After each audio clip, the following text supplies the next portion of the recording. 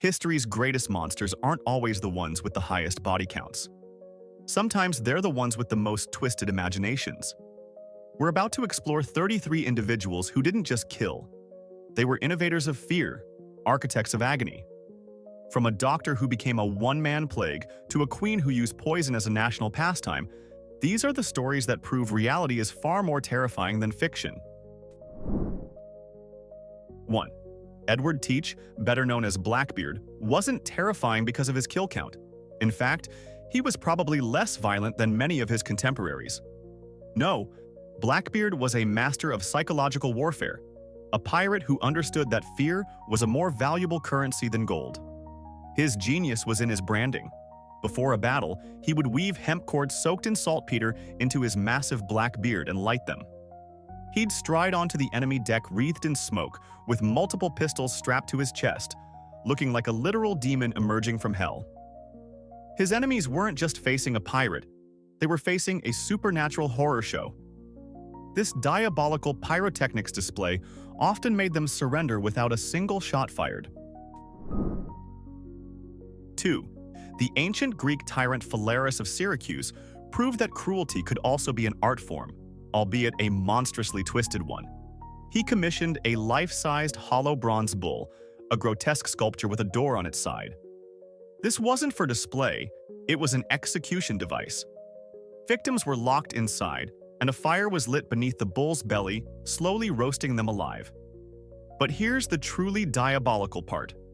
The bull was designed with a complex system of tubes and stops in its head. This acoustic engineering converted the victim's agonized screams into what sounded like the furious bellowing of a bull. It was a symphony of suffering, turning a human being's final moments into a terrifying spectacle for the tyrant's amusement. 3. In the 16th century, when superstition and fear of the devil were at their peak, Peter Niers was the monster that haunted Germany's nightmares. On the surface, he was a bandit, but his confession under torture painted a picture of pure evil. He admitted to a staggering 544 murders, a number that sounds almost impossible. But it was the details that paralyzed people with fear. He claimed to be a practitioner of black magic, targeting pregnant women to use their unborn fetuses in diabolical rituals. According to the legend, this granted him powers like invisibility. He was the real-life boogeyman, a figure who blurred the line between a common criminal and a supernatural entity fueled by the darkest forms of depravity. 4. Meet Vera Renczi, the Black Widow of 1920s Romania, who took the concept of keeping souvenirs from past relationships to a truly ghoulish level. Over the years, this beautiful aristocrat had a series of husbands and lovers, and even a son, who all mysteriously vanished. When police finally investigated her wine cellar, they didn't find vintage bottles. They found 35 zinc coffins, neatly arranged. In each coffin was one of her deceased partners. Vera wasn't just a killer, she was a collector. She would sit in her armchair amidst her dead lovers, supposedly conversing with them. It was the ultimate act of narcissistic control, ensuring her men could never, ever leave her, even in death. 5. Across the border in Hungary, a tinsmith named Bellowing was running a similarly horrifying operation, though his methods were a bit more industrial. When World War I broke out, Kiss went off to fight, leaving his home and several large metal drums on his property. Years later, when town officials decided to open the drums, they expected to find gasoline. Instead, they found the pickled corpses of at least 24 young women. Kiss had been luring women to his home, strangling them, and then preserving their bodies in alcohol inside the giant drums he had crafted himself. He was never caught. He essentially created his own personal, horrific museum of murder and then simply vanished from history. 6. H. Holmes wasn't just America's first major serial killer, he was an architect of death. For the 1893 Chicago World's Fair, he designed and built a hotel that was later dubbed the Murder Castle. And it was exactly that. This 3-story labyrinth was a purpose-built human slaughterhouse, complete with soundproofed rooms, secret passages, and trapdoors. Some rooms were equipped with gas lines to asphyxiate his guests. Chutes were installed to drop the bodies down to a basement of horrors, which featured a surgical table for dissection and a crematorium for easy disposal of the evidence. It was a terrifyingly modern, industrial approach to murder, turning a building itself into an active predator. 7. The terror of Harold Shipman, known as Dr. Death, comes from his complete betrayal of trust. He was a respected family doctor in a small English town, the kind of man patients would confide in with their deepest fears. And he used that trust to become one of history's most prolific serial killers. Over decades, Shipman murdered at least 250 of his patients, usually elderly women, with lethal injections of diamorphine. He would then alter their medical records and forge their wills to benefit himself. His evil was so terrifying because it was hidden in plain sight, subverting the one relationship that is supposed to be sacred. The monster wasn't in the shadows. He was making house calls. 8. During the chaos of 1920s Germany, one man's name struck fear into the heart of an entire city. Peter Kurten, the Vampire of Dusseldorf. He was a predator who committed a horrifying series of assaults and murders that seemed to have no pattern, terrorizing the public. His victims ranged from children to adults, attacked with a variety of weapons. But he earned his monstrous nickname because of his most disturbing trait.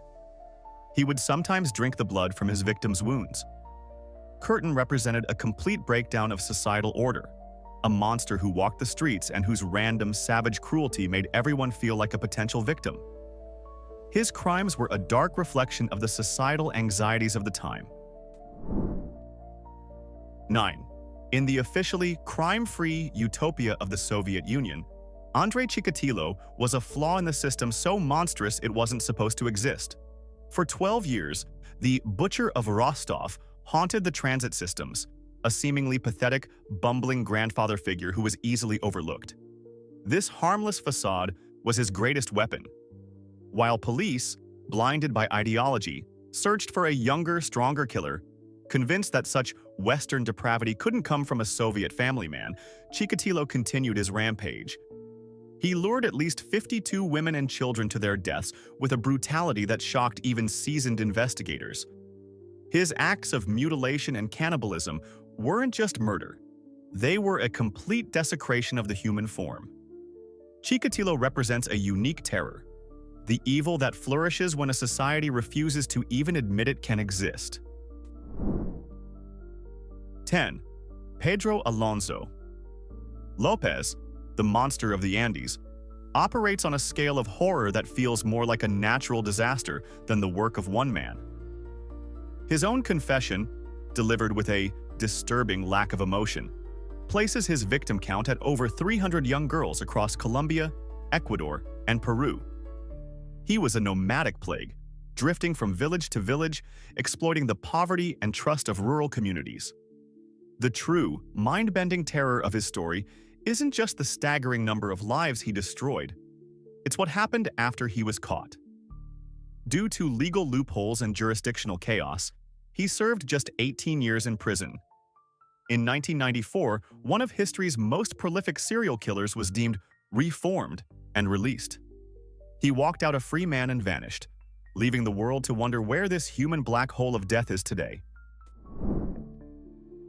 11. Ted Bundy was terrifying because he was a living, breathing Trojan horse. Before him, society held the comforting belief that monsters looked monstrous. Bundy shattered that illusion forever. He was handsome, intelligent, articulate, and studying to be a lawyer, the kind of man parents would be thrilled to see their daughter bring home. He masterfully weaponized this all-American charm, faking injuries with an arm sling or impersonating a police officer to lure his victims into a state of false security. His evil wasn't just in his violent acts, it was in his profound deception. Bundy proved that the most horrifying predator isn't the one lurking in the shadows, but the one smiling at you in broad daylight, making you question if you can ever truly trust anyone again. 12. Jack the Ripper is more than a historical serial killer. He is a permanent fixture in our collective nightmare. He didn't just murder women in the smog-choked, labyrinthine alleys of Victorian London. He turned the entire city into a stage for his grand, grotesque theater of death.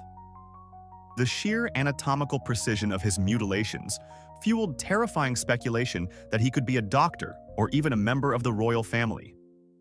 But it was his psychological warfare, the taunting letters sent to the press, signed with his ghastly moniker, that cemented his legend. He was never caught, never identified. He remains a faceless embodiment of the ultimate urban fear. The intelligent, calculating, and utterly phantom-like evil that can emerge from the crowd, perform unspeakable acts, and then melt back into anonymity forever. 13. The true horror of Charles Manson is that he never had to personally raise a hand to become one of history's most infamous murderers. His power was far more insidious. In the chaotic, searching atmosphere of the late 1960s, Manson became a dark messiah, gathering lost and vulnerable youths into a cult he called his family. He was a master of psychological manipulation, using a cocktail of drugs, charisma, and his bizarre, helter-skelter race war prophecy to methodically deconstruct their personalities and rebuild them as extensions of his own will. He proved something terrifying, that a charismatic enough evil doesn't need to commit violence itself. It can simply whisper, persuade, and twist other human beings into becoming living, breathing murder weapons. 14. In the brutal world of the New York mafia, where life was cheap, Roy DeMeo and his crew were so lethally efficient that even other hardened killers spoke of them in hushed, fearful tones. DeMeo wasn't just a murderer, he was an innovator of death. He perfected the Gemini method, a horrifyingly pragmatic assembly line process for making people disappear. Victims were lured to the Gemini lounge, swiftly executed, and then taken to a dedicated apartment where a team would dismember the body in a matter of hours, leaving virtually no trace. This wasn't about passion or rage. It was about cold, industrial-scale human disposal. The terror of the DeMeo crew was the terror of complete erasure. The knowledge that you could be turned from a person into a few bags of garbage with chilling, business-like professionalism. 15. Dr. Shiro Ishii represents the absolute nadir of scientific ethics, a man who took the noble pursuit of knowledge and twisted it into a tool for unimaginable sadism. As the director of Japan's Unit 731 during World War II, he presided over a sprawling death camp disguised as a research facility. Here, thousands of prisoners, whom he and his staff chillingly referred to as maruta, or logs, were subjected to live vivisections without anesthesia, deliberately infected with plague and syphilis, and used as living targets for new bombs and flamethrowers. The final, horrifying chapter of this story is that Ishii was never punished. He and his top scientists were granted immunity by the United States in exchange for their gruesome research data. The man who orchestrated hell on Earth was allowed to live out his days in peace. 16. Ivan the Terrible, the first Tsar of Russia, serves as a timeless and terrifying example of how a brilliant mind can curdle into monstrous paranoia. His reign began with promise but descended into the Oprichnina, a period of state-sanctioned terror. He created a private army of black-clad enforcers, the Oprichniki, who rode across the land with a severed dog's head and a broom affixed to their saddles, symbols of their mission to sniff out and sweep away treason. They answered only to Ivan, unleashing a wave of public executions and massacres, including the brutal sacking of the entire city of Novgorod. The ultimate symbol of his tyranny was personal. In a fit of uncontrollable rage, he struck and killed his own son and heir, effectively murdering Russia's future with the same hands that had built its empire. 17. Queen Ranavalona. Eye of Madagascar earned the nickname the Mad Queen, but her terror was born from a chillingly rational place, a fanatical desire to preserve her nation's independence from European colonial powers. However, her methods of achieving this spiraled into a 33-year reign of pure, self-destructive horror. She saw traitors and foreign sympathizers everywhere, and her favorite tool for rooting them out was the Tangina ordeal. The accused was forced to swallow poison from the tangina nut, along with 3 pieces of chicken skin. If they vomited all 3 pieces of skin, they were innocent. If they didn't, or died from the poison, they were guilty. This bizarre, lethal form of justice, combined with brutal forced labor projects, decimated her own population. In her paranoid quest to save Madagascar from outsiders, she ended up killing nearly half of her own people, becoming a monster far more terrifying than any she imagined at her gates. 18. Pol Pot and his Khmer Rouge regime were not just murderers. They were architects of a societal reset so profound and violent it's almost impossible to comprehend. When they seized power in Cambodia in 1975, they declared it Year Zero. This wasn't just rhetoric. They immediately and forcibly emptied the cities, marching millions of people into the countryside to create a twisted agrarian utopia. But this utopia was built on death. They systematically dismantled society itself. Family bonds were broken, religion was outlawed, and knowledge became a capital crime. The mere act of wearing glasses or speaking a foreign language could get you executed as a corrupting intellectual. The infamous killing fields were the end result, where over 1 million people were bludgeoned to death to save ammunition. Pol Pot's terror was the ultimate ideological nightmare. The belief that to build a perfect future, you must first turn the present into a mass grave. 19. King Leopold II of Belgium is the horrifying proof that some of history's greatest atrocities aren't committed for ideology, but for profit. He managed to convince the world that his interest in Africa was purely humanitarian. Securing a massive swathe of land, he chillingly named the Congo Free State. It was anything but free. It was his personal private property, and he ran it like a slave plantation the size of Western Europe. His agents of the Force Publique terrorized the local population to harvest rubber and ivory. The methods were demonic. Every village had a rubber quota, and if they failed to meet it, their women were held hostage or their children's hands and feet were hacked off as a warning. Leopold, sitting comfortably in his palace in Brussels, became one of the richest men in the world by orchestrating a genocide that killed an estimated 10 to 15 million people. His terror is the cold, bureaucratic evil of a spreadsheet where human lives are just an expense. 20. Nadir Shah, the 18th century ruler of Persia, was a military genius who rose from obscurity to forge an empire. But as his power grew, so did his paranoia, and his brilliant mind began to rot into a festering mass of cruelty. His descent into madness is best exemplified by his invasion of Delhi. After a few of his soldiers were killed in a riot, Nadir Shah unleashed his fury, ordering a single-day massacre that left an estimated 30,000 residents dead in the streets. His cruelty became legendary and deeply personal. Suspecting his own son of betrayal, he had him blinded and then reportedly executed the nobles who had witnessed his grief, because he saw their pity as a weakness. Nadir Shah represents the terrifying implosion of a great leader, a man who became so consumed by fear and suspicion that his own officers eventually had to assassinate him in his tent, simply to end the nightmare. 21. Timur, known to the West as Tamerlane, was a 14th century conqueror who didn't just defeat his enemies. He used their remains to build his legacy. He was a master of psychological warfare whose signature was a form of architectural terror. When a city resisted him, he didn't just sack it. He created grotesque monuments from its dead. His most infamous practice was building towers out of the severed skulls of the vanquished. After crushing a rebellion in Isfahan, he ordered the construction of more than 24 towers made from an estimated 70,000 skulls, a macabre skyline of death designed as a warning to the world. He once had 4,000 soldiers buried alive. Timur's terror wasn't just in the act of killing, but in the chilling artistic deliberation with which he displayed the consequences of defiance, ensuring that his name would be forever synonymous with fear. 22. Attila.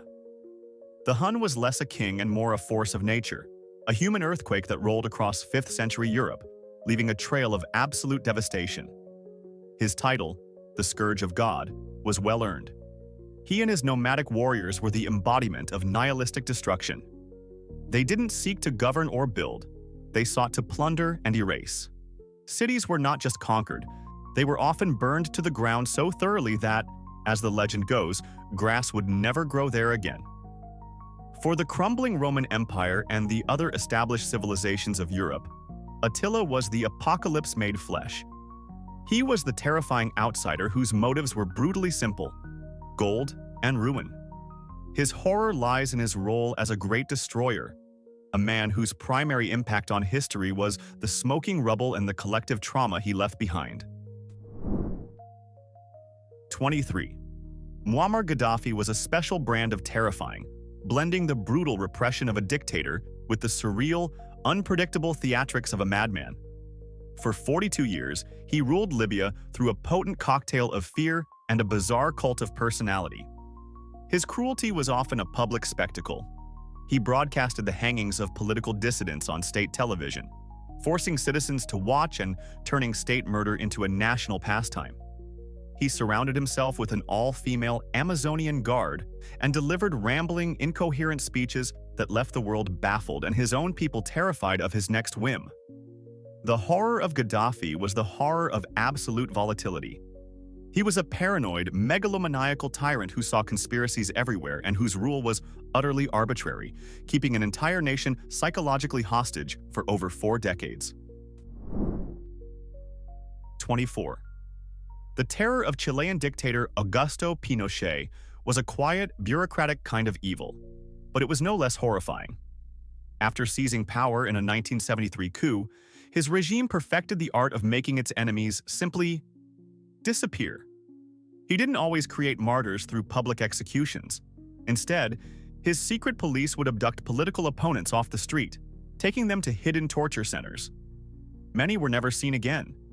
His infamous caravans of death were military death squads that flew from prison to prison, executing dissidents. It's estimated they dropped thousands of bodies from helicopters into the Pacific Ocean. This method was a uniquely cruel form of psychological warfare. It wasn't just about killing dissent. It was about erasing people from existence, leaving their families trapped in a permanent, agonizing limbo of not knowing, creating a wound that could never truly heal. 25. Saddam Hussein's rule over Iraq was a masterclass in modern totalitarian terror, a regime built on a foundation of absolute fear and paranoia. His power was maintained not just by a vast military, but by a pervasive network of secret police and informants that turned neighbors against neighbors.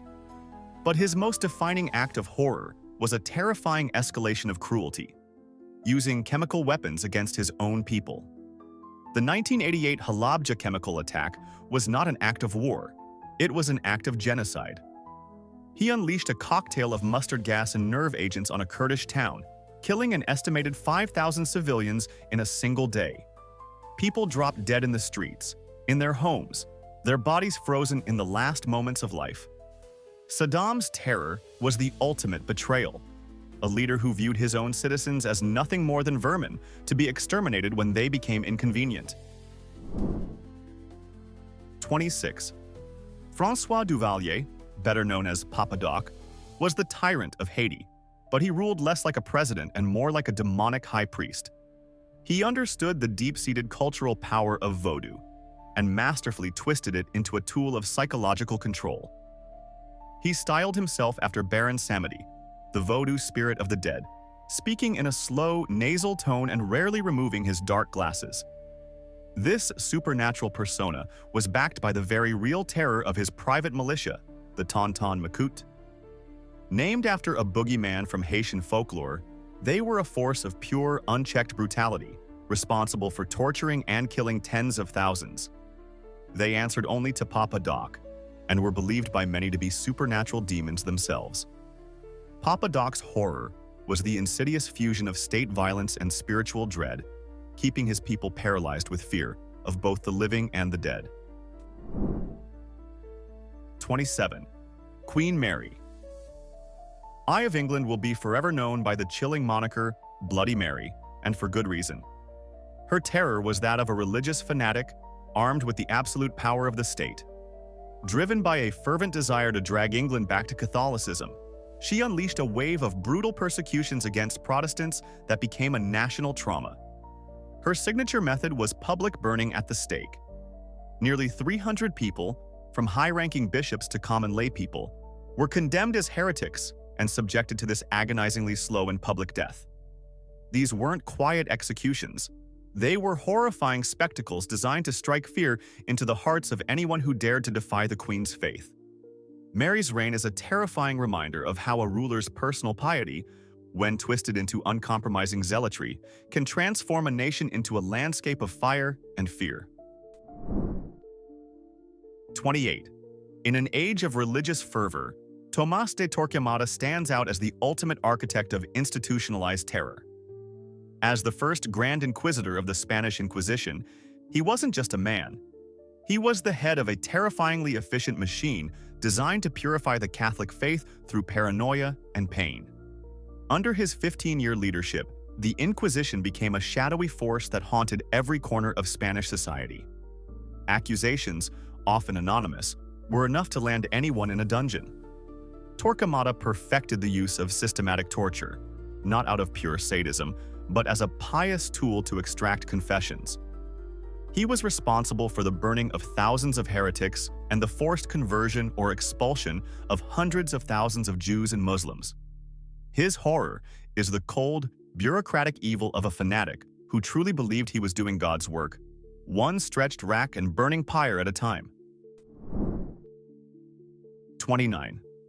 Cesare Borgia was the terrifying embodiment of the Renaissance's dark side, a world where political ambition was untethered from any semblance of morality. As the illegitimate son of Pope Alexander VI, he had the audacity and the papal backing to carve out his own kingdom in Italy through a relentless campaign of treachery, violence, and fear.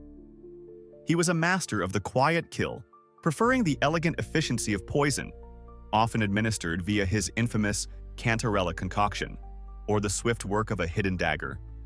He was widely believed to have murdered his own brother to consolidate his power and was a figure of such ruthless pragmatism that he became the primary inspiration for Niccolò Machiavelli's amoral masterpiece, The Prince. Borgia's terror was the sophisticated, chilling evil of a predator in fine silks, a man who saw human life as nothing more than a pawn in his grand game of power. 30. While many Renaissance nobles were ruthless, Sigismondo Pandolfo Malatesta, the Wolf of Rimini, was in a league of his own. He was a man of such profound and spectacular wickedness that his contemporaries seemed to believe he was an actual demon in human form. A brilliant military commander and a patron of the arts, his public life was a mask for a private one filled with depravity that shocked even the hardened sensibilities of 15th century Italy. The charges against him were a litany of every imaginable sin, murdering 2 wives, raping his own daughter, and committing widespread plunder and sacrilege. His evil was so legendary that Pope Pius II took the unprecedented step of holding a canonization ceremony in Rome to formally condemn him to hell while he was still alive. Malatesta is the rare historical figure whose personal cruelty was so extreme it transcended crime and entered the realm of mythological evil. 31. Maximilien Robespierre began as a champion of the people, the incorruptible voice of the French Revolution. But he became a terrifying lesson in how the pursuit of virtue can lead to a bloodbath. As the leader of the Committee of Public Safety, he became the architect of the Reign of Terror, a period where the ideals of liberty and equality were enforced by the guillotine. Driven by a paranoid obsession with rooting out enemies of the revolution, he created a culture of denunciation where a misplaced word could lead to a death sentence. The terror consumed tens of thousands, from aristocrats to ordinary citizens, in a frenzy of state-sanctioned murder. Robespierre's horror is the terrifying transformation of a puritanical idealist into a tyrant, a man who loved humanity so much in the abstract that he had no problem executing actual humans by the cartload to achieve his perfect society. 32. Nathan Bedford. Forrest embodies 3 distinct eras of American racial terror in one terrifying figure. Before the Civil War, he was a millionaire slave trader, growing rich on the brutal business of buying and selling human beings. During the war, he was a brilliant but ruthless Confederate general, infamous for overseeing the Fort Pillow Massacre, where his troops slaughtered hundreds of surrendering Union soldiers, most of them black. But his most lasting and horrifying legacy came after the war. Disgusted by the idea of racial equality, he became the first Grand Wizard of the Ku Klux Klan, lending his military prestige and organizational skills to what would become America's most enduring domestic terrorist organization. Forrest wasn't just a participant in a cruel system. He was a leader and an innovator of racial hatred across his entire lifetime, a titan of American terror. 33. And finally, we arrive at the man whose name is literally a synonym for his favorite method of execution, Vlad the Impaler.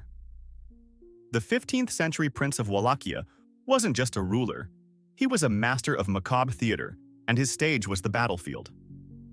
While other tyrants were cruel, Vlad was an artist of agony, and his medium was the sharpened stake. Impalement was a uniquely horrifying death, a slow, torturous process that could last for days as the victim's own body weight drove them further down the pole. But for Vlad, this wasn't just about killing his enemies. It was about sending a message written in human suffering. His masterpiece of terror was the infamous Forest of the Impaled, where he allegedly greeted an invading Ottoman army with the sight of 20,000 of their captured countrymen writhing on stakes, a grotesque, rotting landscape of death stretching for miles. He was a monster of such profound and legendary cruelty that his real-life atrocities inspired the greatest vampire story ever told, turning a historical terror into an immortal, supernatural nightmare. And that's our curated collection of human nightmares. But a list of 33 can never be complete. History is littered with the graves of monsters we haven't dug up yet. So this is where you come in. Go down to the comments and tell me, who is the one terrifying figure we criminally overlooked? I don't just want a name. I want to know what made their brand of evil so uniquely horrifying. Let's build the ultimate archive of terror together. If you believe these stories need to be told, prove it with a like and subscribe for more.